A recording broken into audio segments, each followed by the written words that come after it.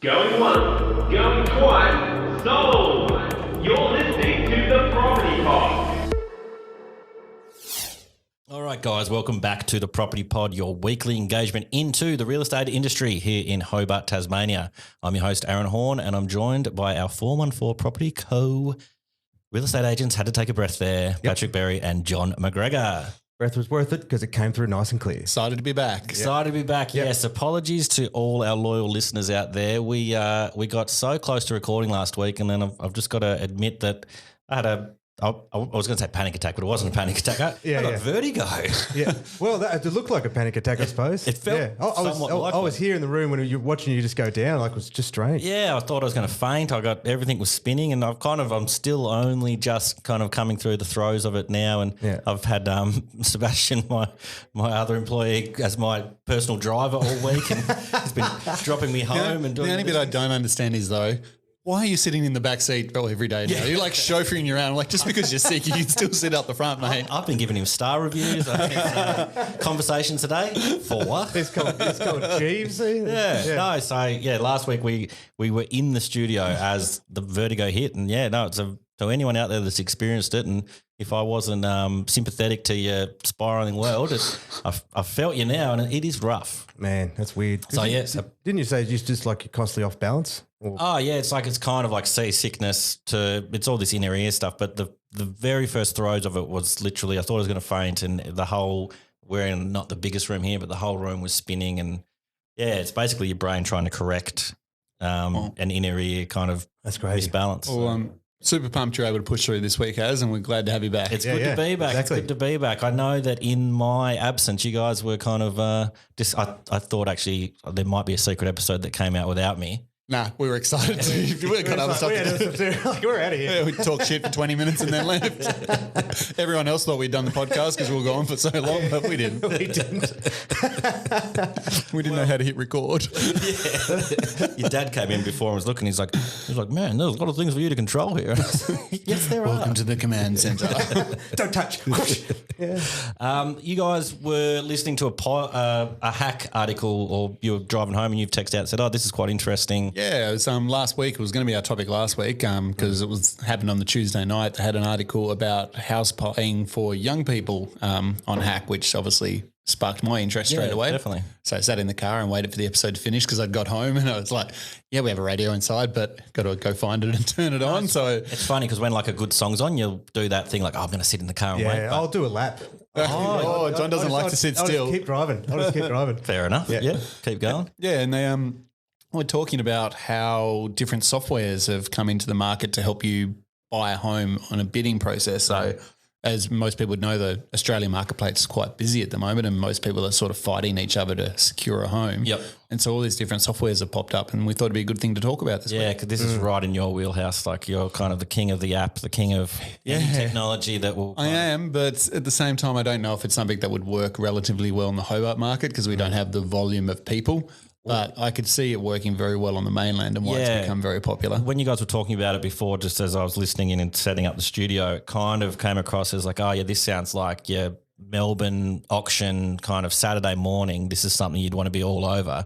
Whereas here, I guess it's getting way busier here with people trying to It's like everything. In a couple of years' time, it'll be something that'll probably be second nature here as well. But like everything, Hobart's just a little bit slower than the rest of the country to sort of do things. There's nothing wrong with that. Well, it is too with the introduction of them. It's a fundamentally different way of purchasing property too. So it means that whether or not the buyers are going to be excited to engage in that process. And also too, for us, it is a different way of working. So, it is, a bit challenging as well. To break it down, can you kind of go into what some of these apps or what these kind of options are? Definitely. So there's 3 major players at the moment that appear to be sort of running the space. And they are, John, one was Open Negotiation. Yep. and Market Buy. And what was the third one? Rezo was the one. Rezo was the one on Triple J. Yeah, that's one I always forget about. We were starting with that one actually, considering it was the catalyst for all of it. So I think Rezo, looking here, is real estate sales online. They've got a kind of a blue and green logo. Looks kind of fancy. It's almost like a little Wi-Fi logo picture in there for anyone. I could probably pop it up on screen if I really wanted to be fancy, but it says an online offer acceptance and contract management system allowing agents and buyers to communicate online. Yeah, so one thing I really liked about this one, and a way I could see it potentially working, is especially here in Hobart, out of the three that we're going to talk about today, this is the one where I think would fit our marketplace the best at the moment. Yep. Because at the moment we're doing a lot of multiple offers on properties, but we're doing them at an individual level. So we're going out, meeting a client, writing up an offer, and then we'll go to the other buyer, and we end up with a situation where we can't disclose to the other buyer what each offer is, but we need to make sure they're aware that they need to put their best foot forward. And so that's a legal issue that you guys come across where it's kind of like a confidentiality. A bit of confidentiality, bit of code of conduct. We thrashed this out for a while, didn't we? Because in our once you get a license, you're agreeing to a code of conduct through the The REOT. Property Agents Board. Property Agents Board. There you go, those ones. So in that, there's a specific. It says, we will not disclose the terms of other offers. But then it's not expressly written into the Act, but it's just against our professional real estate code. So it's it's a difficult one because it's a Patrick Dangerfield kind of situation. Yeah, exactly. So against context, our code, we could risk of losing our license because we're against our code, but technically it's not illegal versus the Act. And it's difficult because we're engaged by the vendor, so we've got to get the best possible price for them. But, when we can't tell one buyer the other buyer's offer, it's a grey zone. It's a really difficult one. But I guess coming back to this software, that's where something like this might potentially work really well. So what this software allows an agent to do is they send out the offer form to whoever's interested, say after the open home, say there's 5 people that want to make an offer. Yep. They send it out. Everyone gets to put into the offer form their terms of their contract, what their price is, if it's subject to finance, building and so on. And then after those offers come back, the agent has the ability to rate those offers. So they can say, rightio, John, you're number 1, Aaron, you're number 2, I'm 3, and so on. Yep. And when they rate them, the buyer then gets notified, rightio, you're a 4 out of 5 stars or you're a 2 out of 5.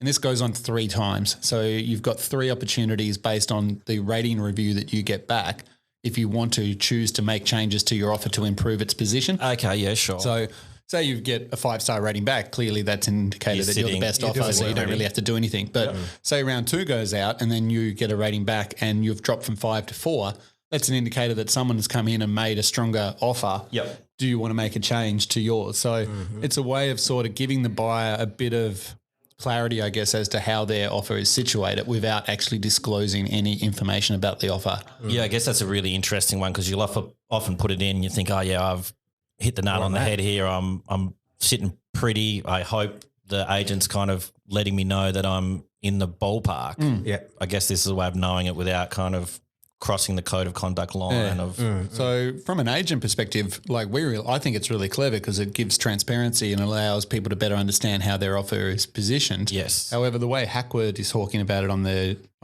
show the other day, they were saying it's actually putting added pressure on buyers to potentially pay more for a property that they may not necessarily have to because they get caught up in the bidding war or in the excitement of trying to win a property. So, I can kind of see that side of it as well. Like, I guess it's the same as the reason you'd run an auction is that kind of creates that exact scenario, but live and in person, and you're kind of probably making impulse like, oh, this is my maximum. I'm going to not go beyond it. And then you might be like, oh, well, let's reach beyond our means that way. I can kind of see that may do that. Like, it's like on eBay, you kind of wait for that last 2 minutes and then like there used to be that sniping software, I don't know if it's still around, where you could kind of put it up by 1 cent after the 1 second to go to make sure your bid was the one that won. But yeah, maybe there's this online kind of like, oh, we had the best one now, we want to push it to the next level and add another 10 grand. It's an interesting idea. Yeah, so it's crazy to think that like developers have come up with these ideas and like I think they've been made with good intentions, but they could be used. There's always Well, and that was someone will always take advantage, I guess, of anything. And that's I think where there's always a non-disclosure of price. There's always, well, are they telling the truth? Yeah, and that's where the auction process from a estate agent's perspective is the most transparent. It's like, what do I need to pay more than that person? Yeah. It's like that's where it is. And I think there was a comment that one of the this gentleman Michael, like a couple of different advocacy groups, I suppose, he'd mentioned that their concern would be that because again you can't see all the information, it could be used badly. But then the CEO of that company said, well, no, everything gets tracked, so it can be audited should it ever be questioned. So it's, well, okay, imagine we're 3 buyers and we're like, well, what did it go? It's like, well, did he just fake my rating to make me pay more, or was he being honest? So, but the CEO saying, well, if ever it was challenged, well, they could produce the information and then they could clearly audit to show whether or not that advice was true and correct and fair. Yeah, so they've got a transparency kind of clause that they're kind of operating at the back end. It happened once for me. We got challenged in a scenario of a multiple offer situation. It was 2 years later, but I was able to show that, look, here's the 3 contracts that were actually there. Here's the acknowledgement where they all acknowledged and said that this was their best and final offer, and here's the changes that they'd made. So we could clearly have a paper trail to show, look, I did exactly what we said we would. We gave them all the similar opportunity, and then it was quashed. So I guess it would sort of be no different than that. I might be asking the wrong question here, but is there a correct way of presenting offers to a vendor? Like, is it? I know some people will be like, "Oh, we had the open home the Saturday. We'll be doing this on the Sunday evening at this time." Or personally, I don't think so. Every agent has a different tactic, and it comes down to their own strategy that they work out with their owner as to how they want offers to be presented. And I think you said it there. It's so important to remember with the owner, because we can't make decisions. We can only provide opportunities for both parties, and then the owner makes the final call. Yeah, no, it's just one of those things where I know I've seen different ways of going about it, and you often hear, I'll be presenting the offers at this time. Make sure your best offer's in at this time. So that's a strategy to kind of be like, you've got this long to think about it. That's correct. You've got, and that's dotting your I's. It's interesting. We've had a local agent recently be kicked out of the industry for deception of contract. So it can, if you do the wrong thing, like there is, serious ramifications if you get caught out. So it's sort of that thing again where, provided on the integrity of the agent, is whole and soul in. I'm all for, if someone's doing the wrong thing, kick them out. And that's why I suppose for us in our business, we've got that specific process, but you can choose with the owner how you want it to do. Sometimes the owner might just want to make a call right in that moment and give no one else the opportunity. Sometimes we'll say, look, we're going to have a close off at 5 p.m. on Monday, with the idea the owner make a decision on Tuesday to allow everyone the flexibility, time to chat with the solicitor, time to chat with us. But each scenario is completely different. So say this Rezo company, this would kind of be, you discuss that prior to the when you're organising the sole agency agreement, exactly. etc. And you'd say like, oh, well, let's do the offers through this thingo. We'll set a time. I haven't personally used it yet myself, but now knowing the software exists, it's something now that's in the back of my mind. And I'm thinking, rightio, well, if the next house I get that I know is priced really well, and I know that it's got a strong marketing package and it's going to get that strong interest, I'm probably actually am going to suggest a platform like that. Yes. Because I feel that it's going to help streamline the process and provide sort of everyone an opportunity. So I don't think it's something that you would set up on every single property on day one, but it might be something that you're on the first open home and it all of a sudden has way more interest than you anticipate. And then you go back to the office Saturday afternoon and you activate it there and then turn it on, send it out to everyone, because you can see, rightio, we're going to end up with 2 or 3 offers here at a minimum.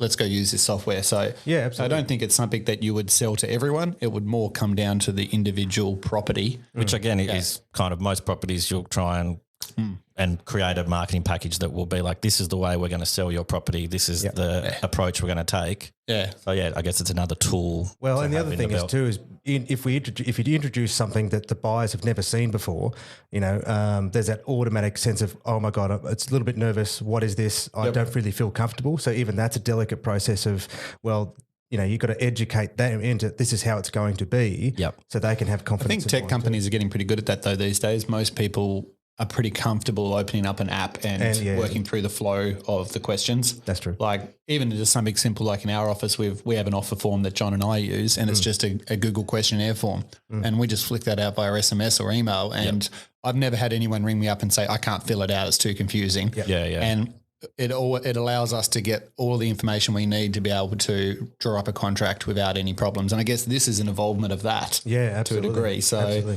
look, I think it's really cool. There were 2 others that we were going to chat about. How are we going for time, Az? Because that one went way longer than anticipated. These ones are a little bit shorter. So, the first one we'll talk about is on the other end of the scale, which is it's still a private treaty situation. So when we say private treaty, just not auction. Yes.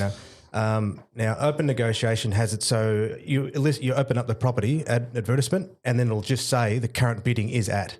And so it'll be... Oh, so this is more your eBay style. So yeah. Yeah. So you don't even have to register your details. It just says, hey, the current offer's at 451.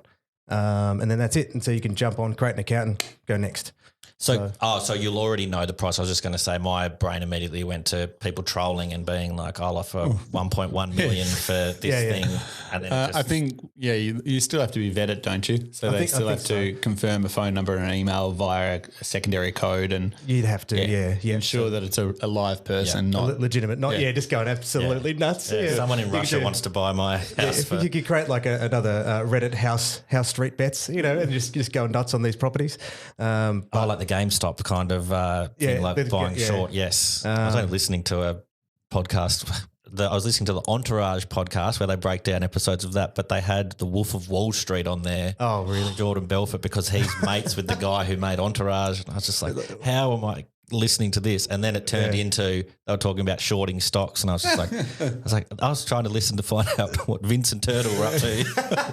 Now I'm learning about GameStop. Well, there's a rabbit hole for you. Oh yeah. So that's open negotiation. So then obviously there's a time frame at which it can be shut off, or I suppose in all these the owner still has control about when it stops. Yep. But with that one, I think it's more so, okay, we've got a 2-week campaign. Here's the advertising price. Here's all the information. Come and view, and you can just make a bid straight through that platform. But with that, like we said, transparent price. So it's just 600, 610, 620. Yeah, so that's when you mentioned this one. This is when I thought about your kind of code of conduct stuff we were talking about before. Yeah. How does that fall into? So the next one that's interesting is market buy, because I remember speaking with this guy a couple of years ago, and he spent some time with the REIT actually, because they were very interested in bringing it to Tasmania, but they knew that it's a very different expectation in the market. So because of our code. Sorry. So the code where you're not disclosing prices is only a Tasmanian well, I think part we of the know code, or is it across Australia? Look, we don't know all the states. Oh, okay. Yeah, we're not that clever, Aaron. Yeah. No, we're just two guys from Glenorchy, mate. We're not experts. Come on. All I was yeah. So, but the thing is that he knew in order to get the support, they go through the institutes. Yep. So and then because obviously the institute's going to sit there and go, hey, this is great for the industry, let's do it. But obviously that's a good stopgap to go, hey, well, if we're going to make it work, let's make sure it's all through up to scope with the Act, the code, and everything. So that's why he went through that channel. With market buy, it's a little bit different, because you'll still let's just say we list a property, and you guys, I'll just be the agent in this scenario, and you both are interested in the property. Like, would you be interested in making an offer? Yes, I would. I'd send you a link for you to register. So you would create a market buy account. You'd illustrate the terms of your offer. It might be subject to finance, subject to building, and then you get an exclusive access to the bidding sheet of that property. So then you'll say you'll be given a number. So you're 1 and 2, and then then you can start bidding. So then you might be at 400, and then you'll be notified that the bidding has changed, and so you can log on, say, okay, it's now at 400, and then everyone can start to see the pricing. But it's exclusively to those who are bidding. So if you so the main difference you're saying, John, between the two, open negotiation and market buy, is one's just on the public space, everyone can see it. The other one is sort of got a closed door. So unless you're invited into that room, you can't see what's going on. Yeah. Okay. So that was sort of then you still don't know who each other are. You don't know the other elements of the terms of the offer. All that you know is what someone's prepared to pay. Yeah. So that sort of then ends up in I've said it before, where at least the negotiation process is fair. So, you've got everyone's on the same playing field in that sense, and it's only exclusively just to the people interested. And then the bidding timeframes are open during certain hours. So it might be from 9 till 6, and then it closes off at night time, then it reopens at 9. And then at any stage, the agent and the owner can stop the process, and then have the capacity to call up these people and have a discussion one-on-one. So it's kind of like, if you've ever been to an auction, you'll actually see that happen where, real estate, if there's a multiple team and multiple buyers, they'll be walking around to everyone having conversations while it's active. Yep. So that works very much in the same way a transparent auction does, but online. So, which I guess in this modern COVID age, like it's something I know there was online auctions where we were watching a few back in the in the early days of COVID and just being like, man, look at the production values on these things. They had like such and such TV desks. Cool. Yeah, well, very cool. So that was